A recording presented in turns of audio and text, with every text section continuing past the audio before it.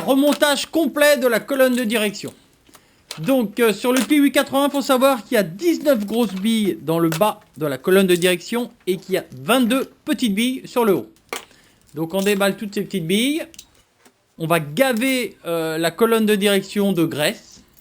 Voilà, on lésine pas, hein. La graisse, on peut en mettre, il n'y aura jamais trop de graisse, hein. Aucun souci là-dessus. Surtout que là, on va utiliser la graisse un petit peu pour figer les billes le temps du remontage de la colonne de direction. Donc ça, ce joint-là, c'est le joint d'étanchéité de la colonne de direction qui se trouve sur le T inférieur de la fourche. Ce qui évite que l'eau puisse rentrer dans le cadre, dans la colonne de direction, quoi. Donc on met de la graisse partout, on y va, on lésine pas, ça coûte pas grand-chose la graisse. Et il n'y aura jamais trop de graisse sur une colonne de direction.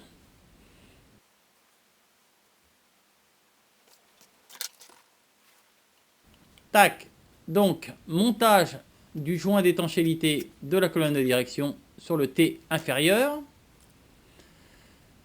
Alors même sur le tube de fourche, hein, qui est à l'intérieur du cadre, on met une pellicule de graisse. Alors vous allez me dire pourquoi faire étant donné que ça ne touche pas au cadre. Et ben c'est tout simplement pour si jamais il y avait de l'eau qui rentrait dans la colonne de direction, et ben pour éviter que le tube rouille. Donc même à l'intérieur du cadre, vous pouvez mettre une petite pellicule de graisse avec votre doigt, il n'y a aucun souci, hein, ça évitera que ça s'oxyde. Montage des 19 grosses billes de la colonne de direction. Alors la première bille, no suicide. La deuxième, la pince a touché un peu la graisse, impossible de pouvoir la reprendre.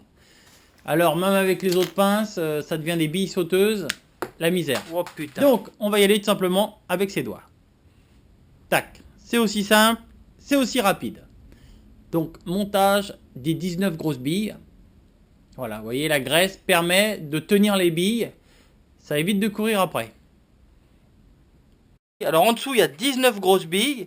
Et au-dessus, il y a 22 petites billes. Parce que les billes sont plus petites, celles du dessus.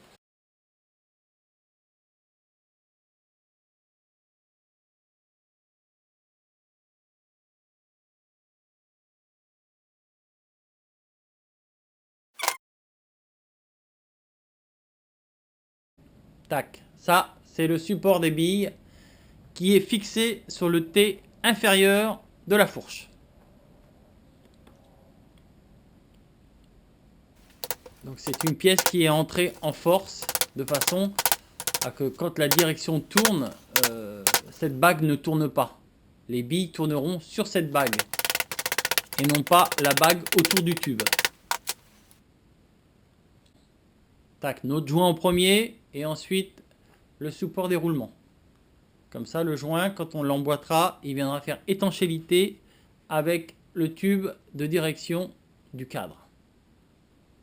Alors, on remet une couche de graisse là-dessus, sur les billes. On y va, on ne lésine pas. Sur les deux pièces, comme ça, quand ça va s'emboîter, ça sera entièrement gavé de graisse. On appuie un petit peu, clac, ça s'emboîte tout seul, ça dégueule, mais c'est pas grave, on nettoiera tout ça après. Donc là, voilà. On va retourner le cadre. Donc vous maintenez bien votre tube, hein, de direction de façon à ce que ça ne ressorte pas. Bah, logiquement, c'est collé avec la graisse, mais bon. Tac. Même opération sur le T supérieur que nous avons effectué sur le T inférieur. Donc on gave de graisse. Partout, partout.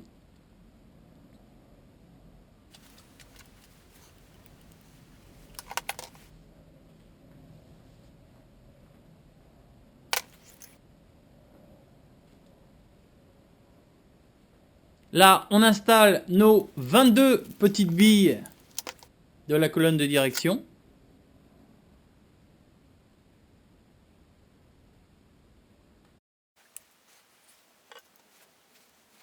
Piwiman m'aide à mettre les billes sur la colonne de direction, les 22 petites billes.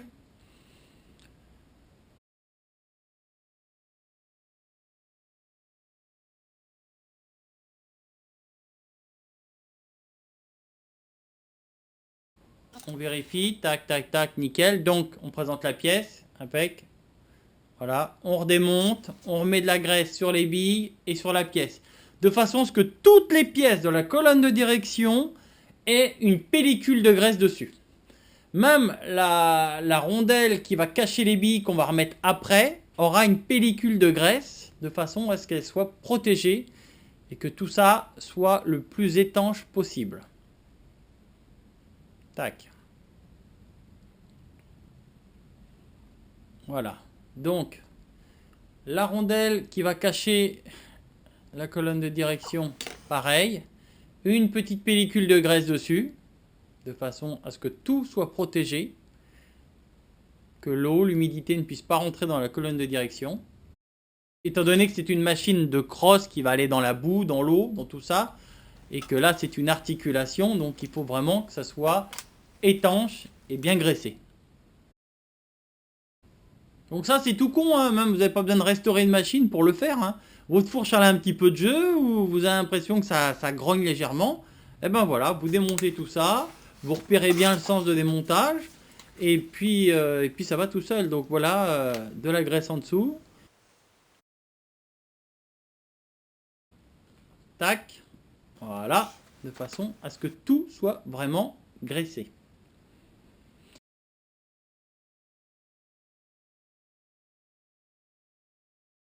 Alors le serrage, ça se fait avec une pince multiprise ou un autre outil. C'est un petit peu comme du roulement conique, on va dire. Vous serrez à la pince, hein, pas comme des fous. Vous serrez à la pince la colonne de direction. Et puis après, bah, vous redesserrez jusqu'à temps que ça ne grogne plus. Donc vous redesserrez un petit peu, vous faites fonctionner la direction plusieurs fois, jusqu'à temps que ça ne grogne plus. Donc si ça grogne encore, vous desserrez un petit peu. Ce qu'il faut, c'est que ça ne grogne plus, et surtout qu'il n'y ait pas de jeu. Hein, qu'il n'y ait pas de jeu sur la colonne de direction. Donc voilà, donc là on a serré, on entend que ça grogne. Donc on va redesserrer un tout petit peu. Voilà. Là on fait fonctionner le système. Voilà, nickel. On sent qu'elle est beaucoup plus libre. Alors il n'y a pas de jeu, hein. Il n'y a pas de jeu. Vous pouvez tester le thé dans l'autre sens, hein, savoir s'il arrive à avoir un petit peu de jeu. Il n'y a pas de jeu. Et ça ne grogne plus. Donc c'est nickel. Impeccable.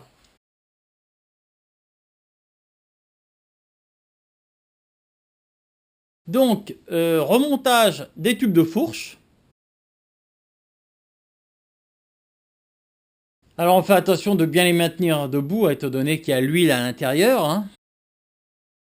Je rappelle que l'huile utilisée dans la fourche, hein, c'est de la SAE 15W.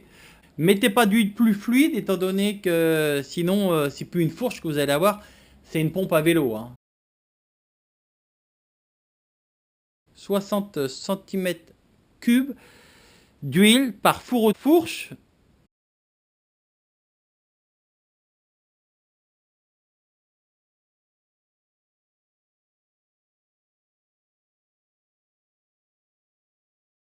Tac, on redescend notre machine. On va changer les deux joints toriques des bouchons des tubes de fourche.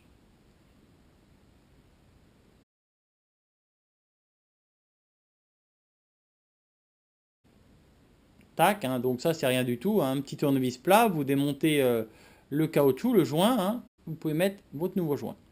Ça se fait en 2 secondes, tac. On démonte l'autre bouchon, on fait pareil, démontage du joint torique. Hop là, ça va tout seul. Voilà, comme ça la fourche, tous les joints sont changés, tous les caoutchoucs sont changés, l'huile est changée, ça ne peut que marcher. Donc sur le PU 80, n'hésitez pas à mettre une huile un peu plus épaisse que l'huile d'origine, parce que sinon c'est une vraie pompe à vélo, la fourche. Donc remontage du T supérieur de la fourche. Donc vous resserrez un petit peu à la main la vis de la colonne de direction. Vous placez vos tubes, et puis après vous pouvez serrer les bouchons de la fourche, hein, et ensuite serrer le T supérieur, hein, tout simplement.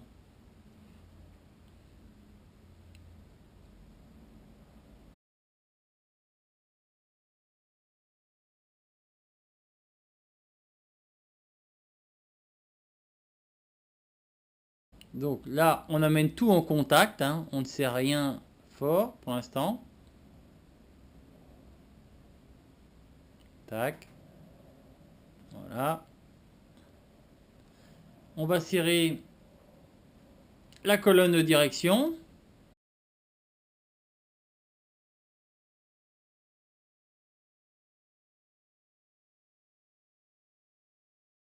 Tac, la colonne de direction est bien serrée. On serre nos bouchons de tube de fourche. Donc ça sert à rien de serrer ça comme un fou, hein. Il y a des joints toriques, tout est en contact, voilà.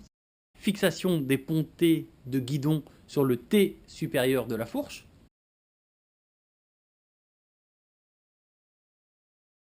Alors ça c'est les caoutchoucs, voilà, pour le kit plastique. On met un peu de silicone noir pour coller une mousse de protection des carénages et du réservoir qui vient en appui sur le cadre. Je l'ai collé au silicone noir.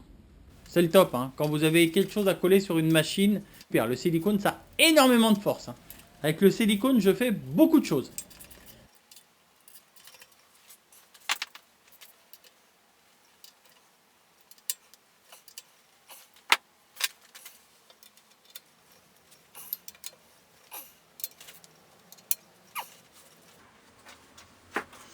Voilà, préparation du brossillon pour la machine.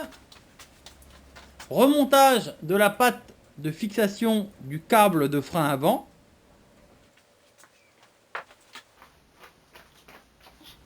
Présentation du bloc moteur.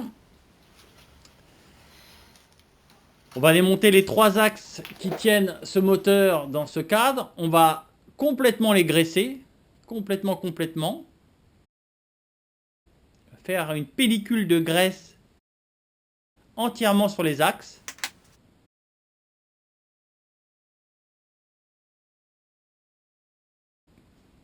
Comme à chaque fois, de la graisse. On met de la graisse sur les 3 axes. Voilà, donc là, nous allons rentrer le moteur dans le cadre. Donc, on présente le bloc moteur. On fait attention de ne pas esquinter les petits caoutchoucs tout neufs des axes. Voilà, fixation du bloc moteur dans le cadre sur les 3 axes qui sont équipés de caoutchouc de façon à faire office de seal and block et d'étanchéité au niveau des axes moteurs.